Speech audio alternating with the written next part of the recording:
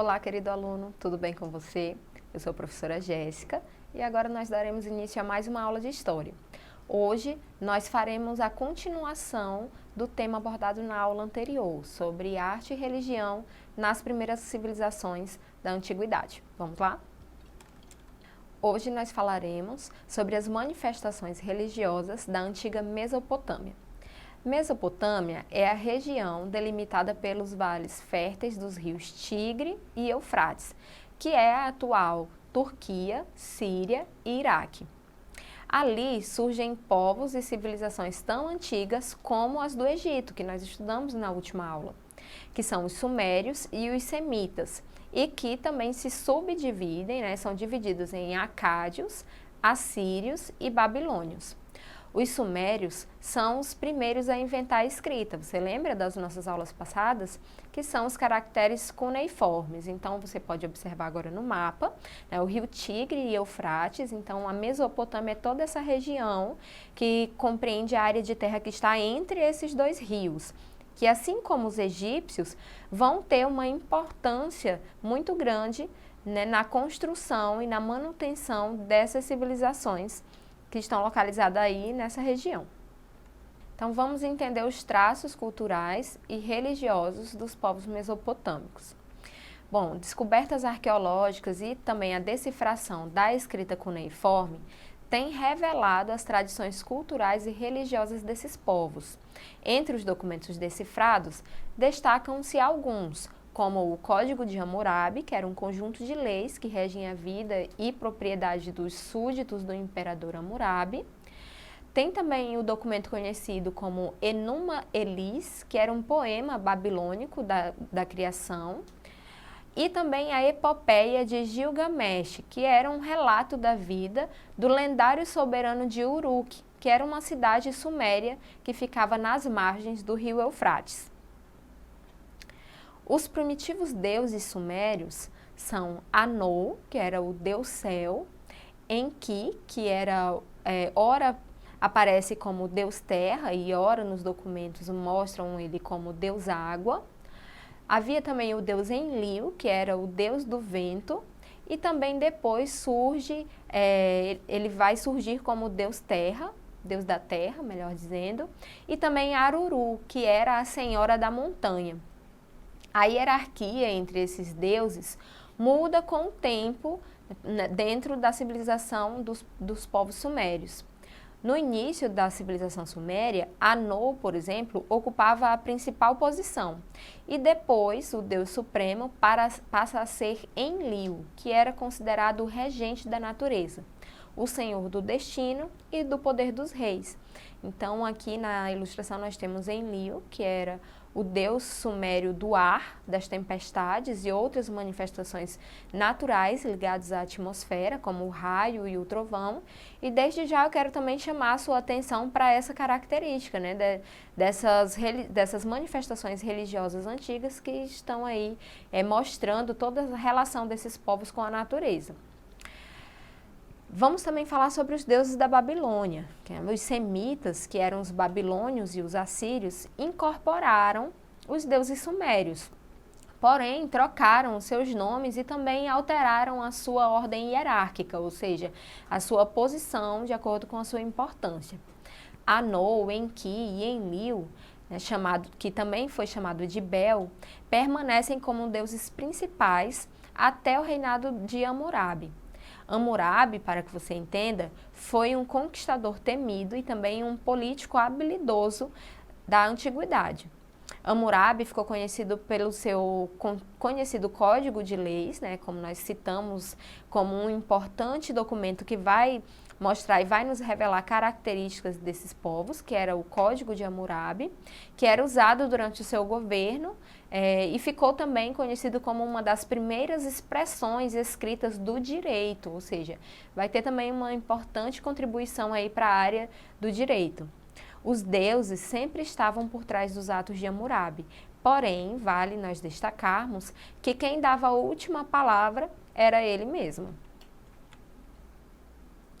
No reinado de Hammurabi, o deus supremo passa a ser Marduk.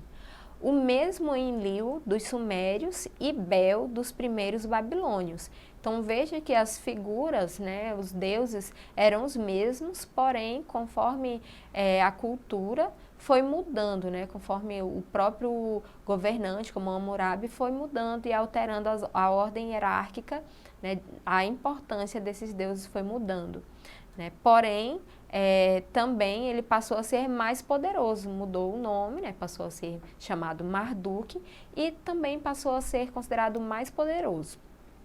Chamado de pai dos deuses ou criador, Marduk sobrevive com o nome de Assur, deus supremo da Assíria, quando esse povo domina a Mesopotâmia. Os deuses manifestam suas vontades através de sonhos e oráculos. Praticavam sacrifícios regulares e oferendas, e também acreditavam na vida após a morte. Então nós temos aqui a ilustração de Marduk, possuía 4 olhos e ouvidos, ou seja, ele via e ouvia tudo. E da sua língua também saía uma chama. Apesar de tudo, ele era considerado muito belo naquela época. Já na Grécia, as divindades evoluem com o tempo e assumem diferentes significados. Embora exista um panteão de deuses, ou seja, um grupo de deuses comum a todos os gregos, cada cidade e estado tem o seu próprio deus protetor, com seus cultos, rituais e também festas específicas. Temos aí, então, mais uma vez, o grupo de deuses, né, esse panteão, então, formado por vários deuses, como Zeus, Ares, né, e entre outros. Os deuses gregos representavam forças e fenômenos da natureza, e também impulsos e paixões humanas. Eles moravam no Monte Olimpo, e de lá controlam tudo o que se passa entre os mortais. O panteão grego inclui semideuses, heróis e inúmeras entidades, como os sátiros, ninfas, né, que eram os espíritos dos bosques, das águas ou das flores. As ninfas são as figuras, então, mitológicas que pertencem à categoria de espíritos da natureza. E elas são as figuras femininas que estão ligadas a elementos naturais, né, as nereidas, as ninfas do mar, como a que está ilustrada na tela. Quais são os deuses olímpicos, né? Os deuses do Olimpo, como são mais conhecidos? O principal deus grego é Zeus. Provavelmente você já ouviu falar em algum canto sobre esse importante deus grego. Ele era o pai ou o rei de todos os outros deuses, né? Dos deuses e também dos homens. Era cultuado em toda a Grécia e é o guardião da ordem e dos juramentos, senhor dos raios e dos fenômenos atmosféricos. É importante a gente ressaltar que a civilização grega estava baseada numa religião, então, politeísta, assim como os egípcios, né? Ou seja, eles cultuavam diversos deuses. A mitologia grega é permeada por inúmeras figuras mitológicas. Dentre as mais importantes, nós podemos citar, por exemplo, os heróis. Os heróis eram considerados os semideuses, ou seja, eles eram filhos de deuses com humanos. Dos heróis gregos destacam-se Perseu, né? Perseu, Teseu e Belarofonte. Perseu, como está ilustrado na imagem, era um semideus, como já citado, ou seja, né, ele era filho de um deus com um humano. E ele é famoso por ter decapitado a Górgona Medusa, né, que era essa figura aí que tinha na sua cabeça aí várias serpentes. E ele teria transformado, né, era um monstro, Medusa era um monstro que transformava em pedra qualquer um que olhasse em seus olhos. Então era uma figura mitológica muito temida dentro da civilização grega. Os centauros eram uma outra figura mitológica, né? Eram seres híbridos e fortes, com um corpo metade humana e metade animal.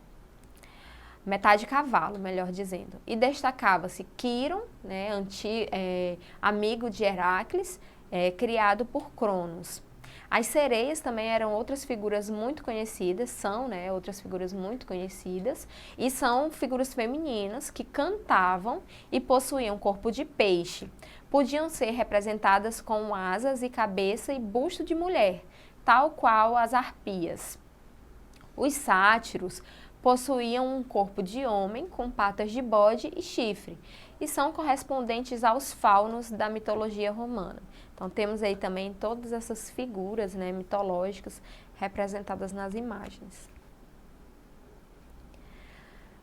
Interessante nós falarmos também sobre os deuses gregos, que eles eram figuras imortais e antropomórficas, ou seja, eram deuses com formas humanas e que também possuíam sentimentos humanos como o amor, o ódio, a maldade, a inveja, a bondade, o egoísmo, a fraqueza, né? Então, antropomórficos quer dizer, eles eram representados com formas humanas e também sentimentos, é esse o significado dessa palavra. São, então, 12 os principais deuses do Olimpo. Podemos citar como exemplo Zeus, Hera e Poseidon, assim como outros que você está vendo na tela. Já nos voltando mais para as civilizações da América, nós podemos citar a sociedade Inca. A cultura Inca é o resultado da fusão dos costumes de várias civilizações andinas. E muitos povos se fixaram num território que fica entre a Cordilheira dos Andes e o Oceano Pacífico e se mantiveram isolados devido às condições geográficas. A concepção de mundo da civilização Inca se baseava na dualidade, ou seja, noite e dia, homem e mulher, úmido, seco. Embora opostos, esses elementos se complementavam e essa dualidade é o que faz movimentar o mundo, ou seja, é uma importante característica dessa cultura. A religião Inca era também politeísta, então veja, a gente pode identificar aí uma característica comum a todas essas civilizações que nós estudamos, desde os egípcios, mesopotâmicos, gregos, e também os incas, eram politeístas, acreditavam em vários deuses. E aos deuses incas eram dedicados sacrifícios, festas, e templos também eram construídos dedicados a essas figuras. Como todas as sociedades agrícolas, os seus mitos, a maneira de contar, o tempo e de se relacionar com o mundo estavam também baseados na natureza, que pode ser também aí identificado como uma outra característica comum a todas essas religiões e civilizações que nós estamos estudando, Os elementos da natureza estão presentes aí na crença de todos esses povos. E por isso, assim como os animais e as plantas, o ser humano cumpria o ciclo vital, que era nascer, crescer, reproduzir e morrer. Segundo os incas ainda, o criador supremo do mundo era Viracocha. Ele criou os homens a partir do barro e os colocou em cavernas. Os incas realizavam sacrifícios humanos e de animais a fim de conseguir boas colheitas, por exemplo, e manter também o equilíbrio entre os dois mundos, ou seja, céu e terra, aquela dualidade, a característica dual dessa civilização, como citado anteriormente. As grandes cerimônias religiosas se iniciavam com um combate cujo objetivo era retirar a cabeça do adversário, e as vítimas eram despidas e levadas em procissão. Durante a cerimônia, o sangue dos guerreiros, por exemplo, capturados, era oferecido aos grandes deuses em copos especialmente preparados para esse propósito. Para o povo inca, existiam também três mundos que eram independentes, mas que se comunicavam. Por exemplo, o mundo Hanan-Pacha, que era o mundo de cima, onde está a informação para a agricultura, através das estrelas, das nuvens, do sol, dos ventos. As aves e as águas da chuva eram as responsáveis por fazer a comunicação entre os dois mundos, o mundo de cima e o mundo terrestre. Caipacha, que era o mundo do meio, era onde viviam os seres humanos e os animais, e era o espaço onde acontecia a vida através da união dos líquidos. Exemplo, a água da chuva vinha do mundo de cima e fertilizava a terra, que proporcionaria o alimento. Os grandes felinos, como o puma, são os símbolos desse mundo. Ou seja, tudo que está no mundo do meio, né, é o que está na terra, digamos assim. O Cupacha seria o mundo subterrâneo, ou seja, embaixo da terra, onde brota a vida vegetal e onde a vida animal volta a nascer. A terra é o lugar onde germinam as sementes, mas é a última morada dos seres humanos e também dos animais.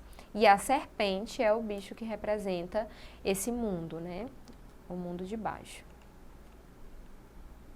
Vamos então fazer o exercício da nossa aula de hoje. Sobre a religião na Grécia Antiga, podemos dizer que ela era monoteísta, marcada pela crença em um único Deus. Letra B, politeísta, marcada pela crença em vários deuses, como Zeus, senhor dos raios. Letra C, era representada unicamente por deuses em forma humana. Ou letra D, representada unicamente por seres da natureza. Muito simples, com certeza a letra B, né? O politeísmo é então a característica que nós inclusive podemos identificar como comum a todas essas civilizações que nós estudamos, né? A crença nos vários deuses é uma forte característica da religião grega. Chegamos ao final da nossa aula, espero que você tenha gostado. Lembre-se de acessar a plataforma Eduque e conferir todo o conteúdo. Muito obrigada por sua atenção, tchau, tchau.